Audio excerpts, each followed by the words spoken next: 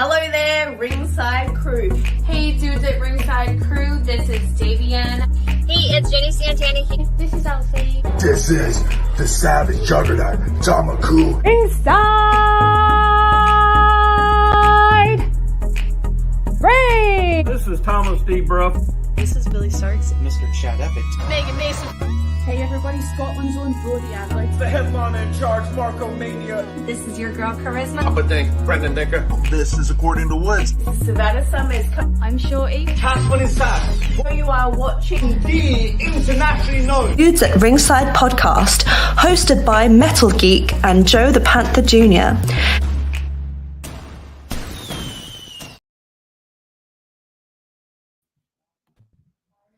Hello there, wrestling fans! Welcome to another episode of the internationally known Dudes at Ringside podcast. I am your host, Joe the Panther, the third, and now from the top of Metal Mountain, on the middle of the mosh pit, it's the happy. It's snowing.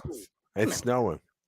I know I was about to say you were putting like the ornaments and the lights around the edge of the mosh pit, around the barbed wire. Joe, it's going to be very messy in this mosh pit right now, man. You have no idea because somebody's gonna slip and fall, man. It's like, remember, your mosh pit has like barbed wire wrapped around the sides of it, so like they slip, they just like Jason Voorhees under the barbed wire.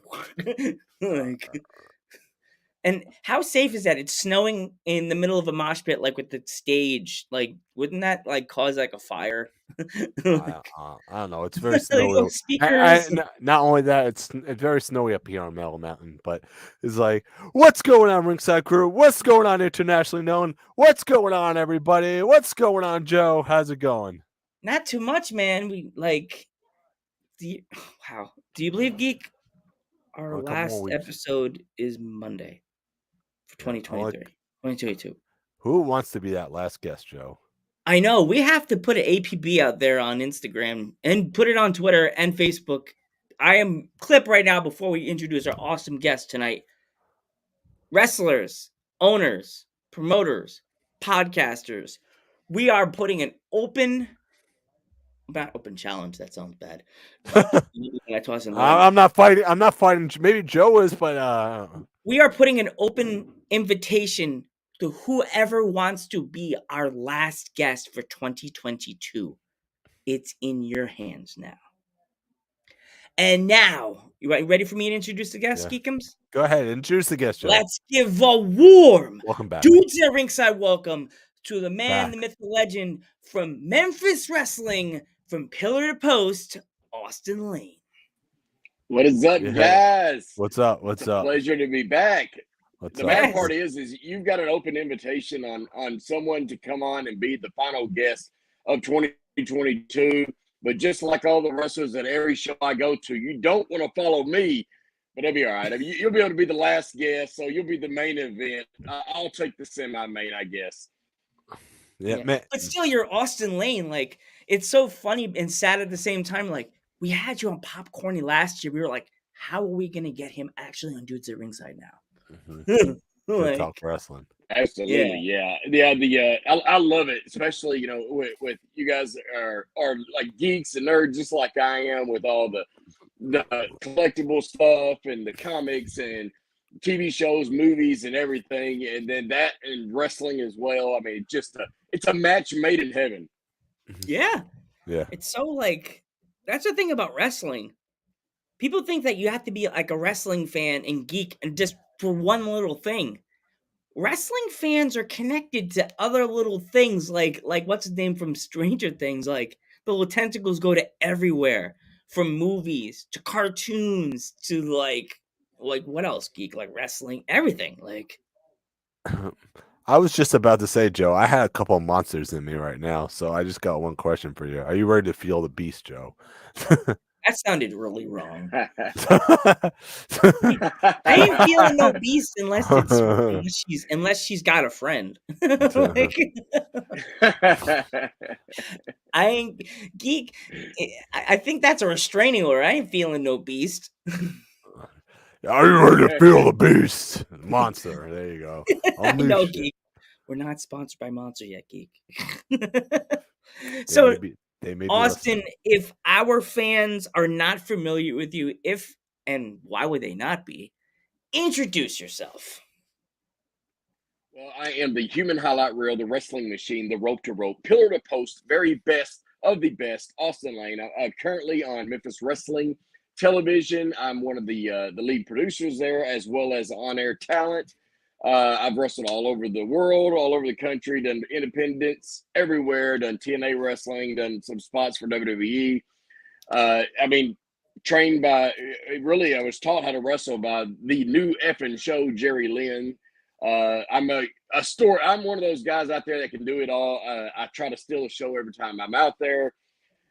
That's pretty much, that's the way I am. I try to tell a story and steal the show everywhere I go. And until someone can knock me off that pedestal, I'm the best of the best. Definitely. Yeah. Definitely. So what would you say your first match was in front of a crowd, Austin? Ooh, man, that was a long time. I'll show my age on this one. My first match in front of a crowd, believe it or not, and this will sound like it should be like a made-up name, but it was actually in a town called Dixie, Arkansas. I'm not lying. Dixie, Arkansas, in front of, I don't know, maybe 20, 25 people. And, yeah, it was in a building called the Dixie Dance. Middle of nowhere. I don't think they didn't even have a population sign in the town. It's just outside of Jonesboro, Arkansas, if you know where that is. But it was a little bitty town. But from there, it was almost like it was something I was born to do. It just took it like a fish to water. Yeah. Like with you being in independent wrestling,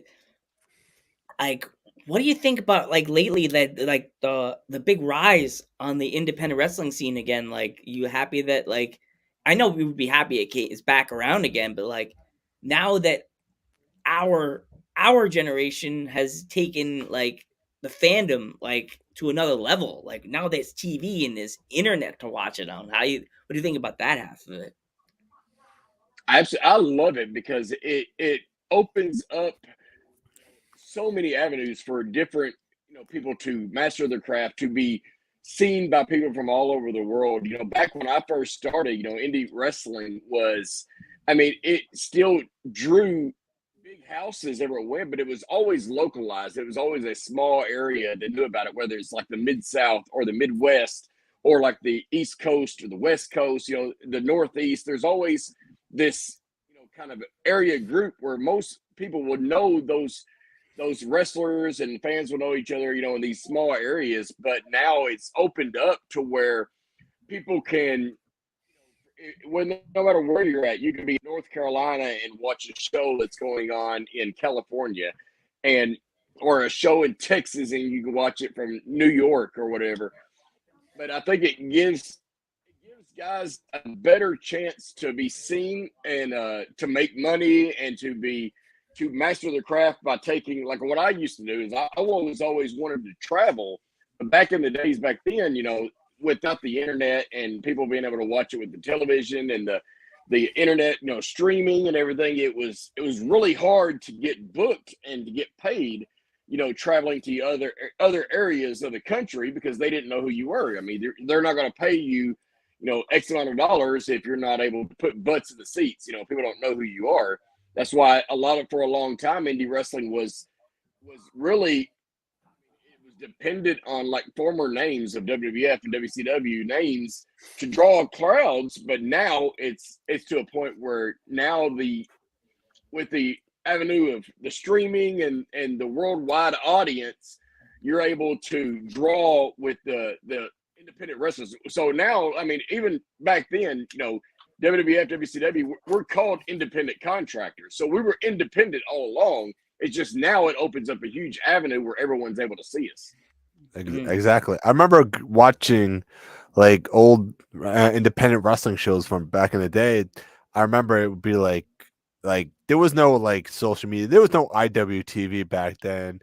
There was no YouTube. Well, YouTube was somewhat of a thing. They didn't have live streaming. They didn't really have live streaming back then, but back then, to watch a show, you'd be here's a VHS tape. Watch this performer, or watch this guy, or watch that girl. You know what I mean? And it would be it'd be like, okay, I'm watching, and then now when 1, 2, 3, watch this person on the internet. That's it. You could find anybody and say, wow, this person's impressive. I want to bring this person over to, Like back in the day, like basically now you just look it up on YouTube. Before it was, you'd have to find the tapes, and you look in the magazines to see what shows these people were on. That way you can look up the tapes and find the tapes, find someone that's, trading tapes so that you're able to, actually see that stuff. I mean, like Memphis Wrestling back in the day, it was on television, but it was in that local market, and people didn't realize. I mean, I don't even remember exactly how many weeks in a row, but they would sell out the Mid-South Coliseum every single Monday night. And if you wanted to see, no matter whether it was like Hanson Jimmy Valiant, if you're a fan of that guy, or, Hot Stuff Eddie Gilbert, you had to find the tapes. Like if you were in California, you had to find the tapes of someone that's willing to trade them. And that way you can find more content from that person. Yeah, just like Ring of Honor. I remember back in the day, not only it was also tape trading, there was also message boards. Like me and Joe would go to the shows sometimes and be like, what just exactly happened, Joe? You know what I mean? It was basically like, oh, we go to the message board and say what happened, and then like, and some people could lie and say, oh, this happened and this happened. John Cena beat The Undertaker in 5 seconds. That couldn't have happened. Like that could happen, and then you find out later, oh, this person and this person happened. You know what I mean?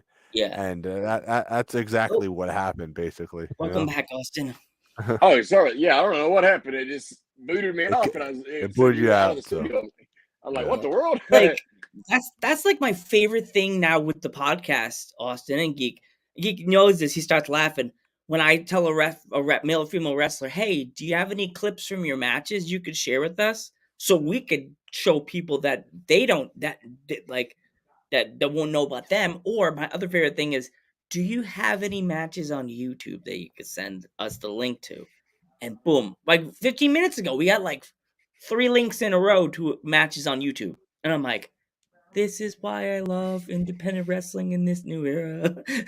Like, you get YouTube links. Yeah, absolutely. I mean, you taking, like, I've got stuff on YouTube. Like back in the day, there was I used to wrestle quote unquote names for a long time, and I can't find those matches. But now, like matches I've had with Ricochet or Christopher Daniels, they're on YouTube. I can look them up and find those matches. But like I've wrestled Kevin Nash, I've wrestled some stars from Memphis. I wrestled a tag match against the Steiner brothers. I wrestled Petey Williams multiple times. I mean, there's so many matches that I wish I had access to. But now with YouTube, I actually have the chance to see a lot of the matches. Yeah. Do you know if any there's lost tapes out there that people might have had like bootleg VHS or that you've said, wow, I haven't seen this match in like 5 to 10 years or something? Yeah, there was a DVD that was sold quite a while back that an old wrestling website, Wrestling Right Online, and they actually I found one of the DVDs recently, and so it has like matches with me and AJ Styles, Sonny Siaki, Elix Skip, a bunch of matches that I thought that were lost that that I'm able to go back and rewatch, and I'm like, man, I was young back then. Yeah, I can already see. I can see when you said, "Wow," his eyes got wide. He's like, "I gotta find this tape now." AJ Styles and Sonny Siaki, those two are great, man. Right? Yeah. Petey Williams, Christopher Sonny Siaki. I've had so many matches with him. Yeah. So many matches with Siaki. Me and him were really close there for a long time. Yeah. Well, if you have the link for that after the podcast, can you send it to us so we could both watch those matches, because we got to see. Absolutely, yeah, absolutely. And you can send me your address and I'll mail you a copy of that DVD. Okay. All right. Wow. He just had a moment again. It's like, boom. Yeah, like I think we were talking about this earlier. I don't know if we, but there's a store called the Wrestling Universe over by me. Yeah, and. Like, I asked if they had any old ROH tapes. They're like, yeah, it's in that chest. Right. I was right there next to him. He looked I go under the table, and look at this big chest of Ring of Honor DVDs, and I'm like, oh, like that. I looked at my dad and said, Dad, I think we're gonna be here for a while. He's like, why? I said, he's like, he better not take that long. Geek, get with the program. Those old out of print ROH DVDs. Oh my god, man! You know those are those are like gems. If Geek got rich, his whole man cave would just be like a whole wall-to-wall DVDs. That'd be Geek's basement.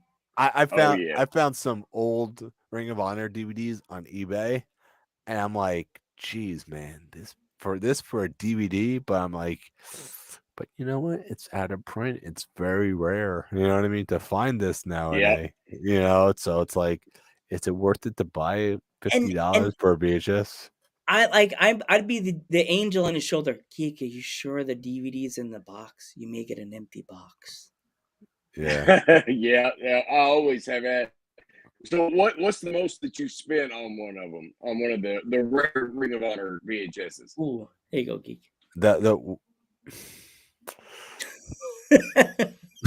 40? Probably 40. That's not too bad. I actually, mine wasn't a wrestling one, but I took and I went on eBay and found a DVD box set of Freddy's Nightmares, the television show. Oh, I remember that. I spent about $200 on it. Yeah, 200? I spent about $200 on that. Yeah. Oh boy. Mia Mania, who's in our chat right now, he actually, I think we went to a wrestling show not recently, like 10, 15 years ago, and he bought some FMW DVDs. If you remember those. Oh, nice. You remember those back in the day? Yes. Those exploding ring matches. And I'm like, yes. We started watching those, and then we're like, dude, they do this in Japan? This is crazy. I think that was like my first ever match, like a scary kind of death match I ever watched. One of my old buddies from college, he's like, oh, you want to see some crazy wrestling? And I'm like, I already watched lots of different hardcore matches. He's like, oh, this is nothing. And he showed me like a Foley match with the explosions with Terry Funk, and I was just going, this really happened? It's really happened in life? Like, this is like, what? Someone just did he die? No, he's still alive. What? This is illegal? The first time I saw FMW, I thought the same thing. I'm like, wait a minute. Are these people, are they dying? Like, did I just witness a murder? Yeah. It was like a countdown. It was like, beep, beep, beep. And I was like, what? What's going on, Joe? What's going on? Like, yeah, boom. And I'm like. And it's like, not even that, like, what do you explain to your kid that's just getting into independent wrestling and they want to, and do you show them this as their first match they watch? Or do you wait till like later on they're like 18? Like, what's the limit for you? Yeah. Austin, like, what's your limit? Yeah, with me, I think I'm saving the FMW. I'm letting them find that on their own. I'm letting once they start getting to where they look it up, they start looking for that kind of stuff on their own, they can find that on their own. Me, if I'm gonna introduce them to wrestling in general, I'm going back to like the Flair and Steamboat matches and those kind of stuff. That's where I start them out with, because that's where I started. I started out with a huge fan of like Flair and Sting and Steamboat and those matches, those kinds of matches. So that's where I would start them with, is start them there and let them get the love for the wrestling, and before you throw them off in the deep end. So, so you wouldn't introduce him to Onita versus Hayabusa? Not quite yet. I wouldn't start that yet. Geek wants to scar a small child. Geek, no. Like, I would even like, because I'm more like the old school WWF, WCW. I would show them like the tag team specialists of like the Rock and Roll Express and the Midnight Express, and like where like the Flairs, and like show them the old Saturday night WCW shows, and like show them old Memphis wrestling. So it'd be like, this is what happened back in the day before my dad, before you, like, I came in the wrestling business, and now this is where I started, like where everything started in Memphis. Right. Yeah. Yeah, that's mine, especially with tag teams. It doesn't get any better than the Midnight Express and Rock and Roll Express. Watch back in the day, man. That was my jam. Watching those, and then like Steamboat and Flair. And the great part is like, as far as like, I love tag team wrestling, just the psychology, the storytelling, and everything. And I was able to. I've stepped in the ring and wrestled against the Rock and Roll Express, the Midnight Express, and the Steiner Brothers. So I've just been blessed, like, to being able just to share the ring with them. Yeah. Wow. Yeah. So what's your opinion on Ric Flair and Ricky Steamboat having the last match this year? Honestly, I haven't heard of it. What is going on? What happened to the? I thought Flair already had the last match. That's what I'm saying. That's what I'm saying. Ric Flair, not together. They didn't have it together. They had. They're both. I got you. I thought you were saying they were because I know I've seen stuff about Flair talking about wanting to go one more time. I mean, it's good that he's able to go out the way he wants to go out. I think it may be about 5 years too late. Yeah. Like in-ring ability. I mean, nostalgia was there. Yes, I see that. But I mean, as far as Flair, I mean, it was one of the great to see him in the ring. I mean, but it was hard to watch. I mean, if you would have given me his last match 5 years ago, I think it'd been a completely different story. But yeah, I mean, just I guess one of those where they always say a wrestler never truly retires. They just basically fade away or die. I mean, because we never truly retire, but just if he's able to let go easier because he's able to do it the way he wanted to. I mean, I can't fault anyone for going out the way he wants to. Exactly. And Ricky Steamboat, what's your opinion on that one? Him having one more match. Ricky Steamboat, if he's got half of what in the tank of what he had against Jericho, his last little mini run there in WWE around WrestleMania 25, I mean, Steamboat is one of the greatest of all time, and he's just amazing. I have not seen that. Have they had that match yet? I think it happened did it happen at WrestleCade, Joe? When did it happen? I think it was WrestleCade. Yeah, I think it was a 6-man tag. Ricky Steamboat was in, to have one more match. Yeah, I got to look that up then. I got to find that one. But Ricky Steamboat is one of the he's one of the GOATs, legit. Might be the greatest babyface. Him and Ricky Morton are two of the greatest babyfaces of all time.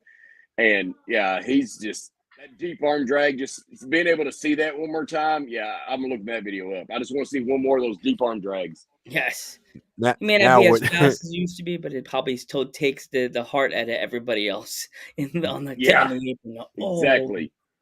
Now with Ric Flair having his last match and Sting continue to wrestle, what are the chances that those two paths are going to cross again? I don't know. I mean, I'd like to see them in the same ring again. Maybe not in a wrestling match. Sting is still killing it. I mean, he's working around, his limitations. He knows at his age what he can and can't do. That's the good thing about it. He's not going out there and trying to do something that he's not able to. So he's doing a great job as far as, playing up to his strengths kind of thing. And I'd love to see them in the ring one more time. Maybe not in a match, but I'd love to see them cross paths at least being in the same ring, whether it's a spot or a mic spill or anything. Just seeing them standing there face to face in the ring one more time. I mean, the only thing better than that would be able to see them in the ring one more time and have Sting like with the blonde hair and the neon face paint. Yeah. That would my inner child would just go crazy. Yeah. We have a friend that has the sound effect on her soundboard on her computer when she does the show. The woo! Yeah. Yes. Yeah. Absolutely. The first pay-per-view I ever appearance in Dubai was Great American Bash 1990 Yeah. in Baltimore. Yes, I loved it. I mean, I was a huge Sting fan as a kid. And then as I got a little older, you know, and kind of appreciating the art of it, the business of it, it was Ric Flair was always one. You know, I'm a storyteller. I love to tell stories in the ring. You know, I can do all the high spots and everything, and I want to take it all and then turn it into a story. Yeah. Definitely. So, yeah. That's like the best part of wrestling. Like, people ask me at work all the time, like, what is your favorite part of like wrestling? And I'd say stories. Like, these men and women have abilities to tell stories that we thought we would never see, and or do things that we can't imagine doing in our lives, like jumping off a top rope, off top of a cage and surviving, going through tables on fire covered in tacks, like glass, people going through glass tables, like oh my gosh, getting hit by barbed wire kendo sticks, like baseball bats. No, like right, Geek? There's so many things these wrestlers have done for our favorite things to watch, right? Yeah. My question is, like, Sting has been taking so many bumps though in his AEW career. Though he's been doing crossbodies off of balconies. I mean, I've never seen Sting do so much crazy stuff. I mean, and it goes to show you, it's like, this man does not age, does he? He goes backwards. Yeah. He goes backwards. Yeah, he has found the fountain of youth. I promise you. I think he it goes back, mixed up in that paint. Yeah, he puts that paint on, and all of a sudden, the fountain of youth, because he's younger. I think he found the fountain of youth, and he put a piping through the fountain of youth to his sinks in his house, so he doesn't age. He's doing a shower. He's Benjamin Button, is what he is. He gets younger.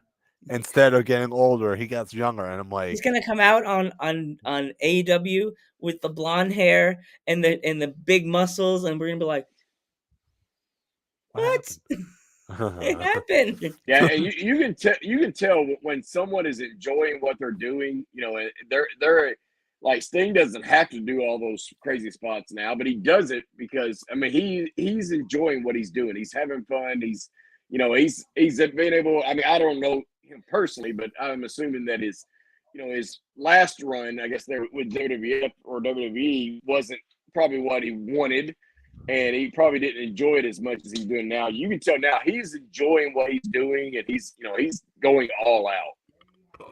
And not only that, he's mentoring someone along the way. He's mentoring someone like a Darby Allin. You know what I mean? And when it really is time for him to retire, he's gonna say, Darby, you're the new Sting, basically. Yeah. You're right? Am I right or wrong on that one? Yep. Yeah. Right now, I don't know how you both feel about this. Darby Allin is the new, for this younger generation that's been watching wrestling now, that just got in it because their dad or their grandpas or their moms. That's their Darby Allin. That's crazy, skateboarding with the makeup, and that if they never watch Sting, they're like, who's this old man with white makeup coming in the ring? You know what I mean? Yeah. They think he's copying Darby, and it's like, child, go back and watch the internet. That's not Darby Allin. That's Sting. That's Sting. He's a legend, right? He's a legend. The man has done everything. He's faced scary man like Vader. He's faced people like, oh gosh, Flair. Vince McMahon. No, he hasn't faced Vince. No, I was waiting for that to happen. Him to fight Vince. Didn't he fight in the Triple H? Triple H. He fought. He fought Triple H, and then he fought. He did a little program with Seth Rollins. Yeah. That's when it got hurt. That's when I got upset because I heard he got injured during that match, and I was like, ugh. Yeah. We never got an Undertaker versus Sting match. Yeah. Yeah. We're that would have been a good one. Yeah. That's the dream match that we never got. Yeah. You still could, but I don't think Taker's willing to tie the boots up. No. So, did you hear that I think I saw somewhere that they released Undertaker's son today? Was it yesterday or today? I saw something about that. Huh? I didn't even see that. I didn't see anything about that. I saw that on. I don't know if it was like they were joking about it, but it looked like it was fact. But I don't want to say yeah, but it looked like it. I couldn't tell. So when I got home, I was like, It looked like I hadn't heard that one. Because I thought his son was in wrestling. Maybe it wasn't. Maybe I don't know. It looked true. What's going on, Geekums? No. So anyway, what would you say your favorite food or dream opponent would be? Oh man, dream opponent. I guess with. So if I'm gonna say like somebody right now, it would be either 3 people that I want to step in the ring with. That I mean, it's never going to happen. But the 3 dream opponents for like right now, someone who's wrestling right now, without a doubt, it would be Kenny Omega. What's up? I'm sorry. Can you hear me now? Yeah, I hear you. I heard Kenny Omega. Okay. Kenny Omega, Kazuchika Okada, and then Will Ospreay. Because another one like Ricochet, I've wrestled Ricochet. Or I mean, I guess a 4th one would be Punk. Would be Punk. But if it's of all time, at any time, just someone in their prime, it would, without a doubt, it would have to be between the 2 would be Flair or Shawn Michaels. That would be the 2. Yeah. You and Okada, I think, would be a really, really good match, man. But you and Ospreay, I think, would be a clash of the styles, which would be absolutely amazing. Because 2 people with 2 different styles always match out well to put on a great match. You know what I mean? Because you're trying to tell 2 different stories. You need to look up. I don't know. It should still be on YouTube. Somebody told me the other day that they couldn't find it anymore, so somebody may have took it down. But the match that I had with Ricochet, like it's kind of you just seeing that. You need to see that one. I'll find out who it was that actually filmed it, and I'll get it. See if I can't get it put back up. But the match I had with Ricochet was you need to watch it. The story told, the high flying, the technical wrestling, like you would love it. Definitely. Sounds like a grand old time to me. Get a big bucket of popcorn and wrestling. That's all I care about. There's several people who are in wrestling now that are in that area that are in the wrestling business now, that they said that was their introduction as far as like wanting to get into the wrestling business. They saw it, and like I'm friends with them now, and one of them even told me, he's like he remembers going to that show. And it was the first time that he'd been to an indie wrestling show, and it was in Missouri. He's in Cape Girardeau, Missouri, and he said that him and his friends were sitting there watching, and they're like, "Did these guys realize that this is going to be like that? This is a indie show, Because we were going all out. They were like, "Man, did these guys realize it's not WrestleMania?" Because we didn't hold anything back. I never do. I'm not going to hold anything back because it's a house show or a small crowd. I'm going 100%. I'm going full adrenaline every single time I go out there, and we did that night. Damn. Who would you say like is a great opponent for Okada that he's never wrestled before? Ooh, man. So I know he did the. He already did? Did he do the match with Paige already? Paige, what's up? With Adam Page. Adam Page. No, I'm not sure if it happened. I don't know if it happened because I think he was supposed to, and it turned into a triple threat, I believe. But that hasn't happened. See that, but honestly, I would love to see either one of FTR against Okada. Oh man, dude! I don't, man. Just yes, that would be Cash Dax. I don't care. either one of them. Put one of them against Okada. Oh my goodness, that's a dream match for me. I got one better for you. Okada, Tanahashi versus FTR. Oh yes. Four of the Take my best. money now. The best. Take my money now. Fry from Futurama. Take my money. Say, Futurama. Take my money now. Shut up and take my money. Yeah. That's like my favorite gift to send to someone when they say, "Guy, there's a good wrestling show," and Geek will send me a poster, and I'll say, "Take my money." Because if I've Okada that quite a few times. Yeah.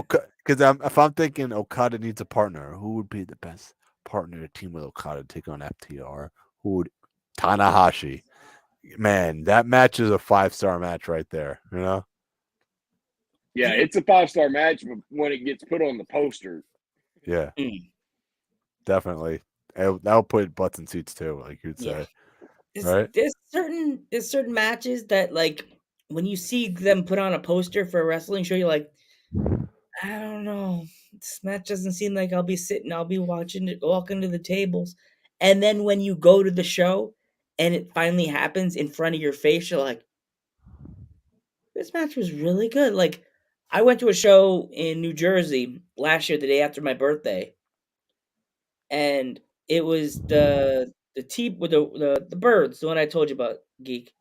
The Birds of the Sun. The Birds of the Sun versus, it was a triple threat match. Birds of the Sun versus the Now versus another team for the tag titles, and I was like, it's gonna probably be good, but I'm gonna be like kind of like distracted looking around. I didn't miss a match. I had to go. I even had to pee, and I'm like, nope, I'm holding this. I'm watching this match, and I watched the whole match, and the Birds of the Sun won the tag team titles, and I'm like, oh my gosh, I gotta find out how I can get a picture with them, because nobody's gonna want to take a picture. Like, yeah, the Birds of the Sun, they're the future right there, Joe. They're a tag team from the East Coast that Memphis Wrestling would love to have. They're high flying. They could be heels or faces. Joe saw them when they were faces. I met them when they were faces. I see them when they're heels, though. You know? Actually, you could say, Austin, I got the very first interview with them when they won the tag titles. Awesome. There you go. Yeah, there's so many good tag teams out there right now. Just some of them that a lot of people don't realize that they need to look up. I mean, there's like Besties, the Besties in the world are the Besties. Them, you look at the Crowleys. There's a team that was trained. The guys were trained by Seth Rollins called the Premier, and they are amazing. I don't know if you've ever seen those guys, but they are familiar. Amazing. Yeah, around the Midwest area, they are really good. They came down here to Arkansas, and I've wrestled against them, and then I've actually tagged with them, where I tagged with them against the Crowleys, and oh my goodness, they are so good, so good. Yep. Yeah. So do you have any upcoming shows, or I know it's kind of the end of the year, but if our social medias?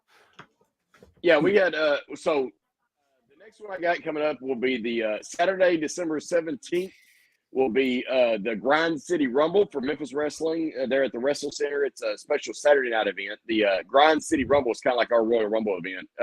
One of the biggest shows of the year. It's at the very end of the year. Last year, I actually won the Grind City Rumble. So, yeah, that's going to be a big one. We'll be doing that TV taping, which we record 3 shows, 3 weeks of TV, each taping. We just did this past weekend. I was in Tuckerman, Arkansas, and then Memphis for TV yesterday. So we taped yesterday. But the 17th, we'll be doing TV then for the Grind City Rumble. And then in January, I don't have the dates right here in front of me, but I have Memphis Wrestling, ASWF, MACW here in Tuckerman, Arkansas. And then, new shows all over the place in Missouri, Arkansas, Tennessee, Mississippi, Alabama. You just kind of keep up with it. I can post everything on either my Twitter or Facebook or Instagram. So I just keep people updated that way. You can keep up with it that way. You could always just tag us when you post the posters. We'll be able to share it on our story for you, so our fans can learn about it too also. Okay, awesome. Yeah, I can do that. Yes. Any Perfect. Yeah. Geek will be back. There he goes. Geek, you Yeah. there? One question before we head off. You got a whole bunch of pop vinyls. I think we were talking before. If you want to show Absolutely, yeah. if you want to show some of them off, you're more than welcome to. Oh yeah, I'll take I'll kind of give everybody just a little tour of the man cave, I guess you'd say. So I got Mortal Kombat video game. Oh jeez. Which I plan on getting the WWF one, and I want the Ninja Turtles and Simpsons. I'm gonna get all those. But yeah, I've got all kinds of different, whether it's the 80s posters, the pop vinyls. I've showed you guys already. I got the Ghostbusters different stuff. I'm a huge horror fan. I got the Krampus art print with the autograph by the man himself. Plays Krampus. All kinds of different autographs. I keep up with. I've been collecting here lately, like VHS tapes, like some older stuff. I got Back to the Future. I got my horror area over here. I've even got a film cell from Nightmare on Elm Street, one of the actual film cells from the movie. Wow, that's awesome. And this is got all kinds of just different, like Freddy Krueger. He's like that's my favorite as far as the horror movies, horror franchise, I guess. Freddy Krueger. I've gotten all kinds of different. A lot of 80s stuff, a lot of horror stuff, all the It stuff. I've even got one of the. I have to find it on here, but yeah, I believe I got the a signed copy of the Back to the Future script. Wow, dude, that's big. Yes. Yeah, that one is right now. Yeah, that's in the safe. Yeah, that for me, that would be in a safe, like with a guard dog and with a guy with a sniper rifle with a laser pointer aimed at. Nope, you're not touching. Nope, you're not touching that one. Nope. Not in that one. Absolutely, yeah. And then like Goonies. Have you seen the movie Goonies? Yes. But I have a leather replica of the map. I had it signed by Sean Astin. Holy Mikey. shit! He signed it. Yeah, met him at. I meet all these different people at cons, and I get stuff signed. But I have the leather map, and he actually signed it. Mikey, Sean Astin, Mikey. Leather map from Goonies. Yeah, it is awesome. Of course, I got his pop figure as well. I don't know if you can see it up there. But I got the pop figure with the map. But yeah, I got to meet him. He plays in Stranger Things as well. But yeah, I got to meet him, get that autographed. I've got the Ghostbusters, all of the originals, of course. Yeah. Oh wow! Oh man! Yes. All the originals. Joe's having a heart attack right now. Joe's having a heart attack right now. Calm down, Joe. It just says, it just has our name, my family's name on there, and it says, who you gonna call, and signed by all of the. Joe, no. And there, you do, Geek. You kicked him out. Back to the Future, the greatest movie of all time, trilogy movie. What do you think? No. I like Back to the Future. You want to know the best trilogy of all time? It's Jurassic Park. My other side of me, like you're correct.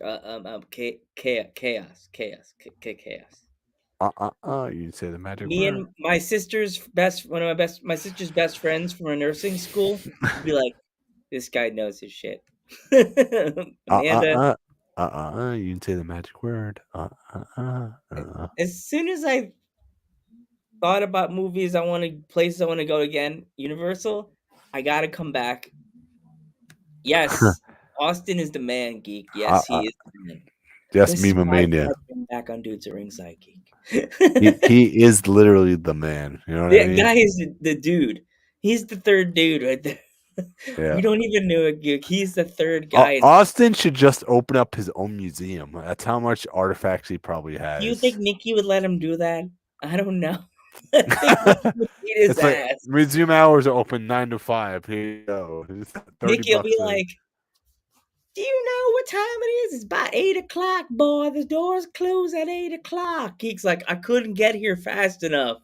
Joe had to pee every 5 minutes. Stop drinking in the car, Joe. I have to pee. All right, but that was amazing though. We want to thank Austin so much for coming on the podcast again, man. He and was finally so making it onto the ringside. Oh, jeez. Yeah. Oh yes, we're trying, Max. Me and Mina. We're trying. But it's like, but we want to thank him so much for coming back on the podcast, man. It's like just to have him talk about different stuff like wrestling careers and stuff like that, and the people he's wrestled. Yeah. Like compared to him talking about Ghostbusters last year, is a completely different ball game, Joe. Right? Oh yeah, this is like opposite universe. That's why I said, Geek, we need to have him come on before this year is over. I'm not waiting anymore.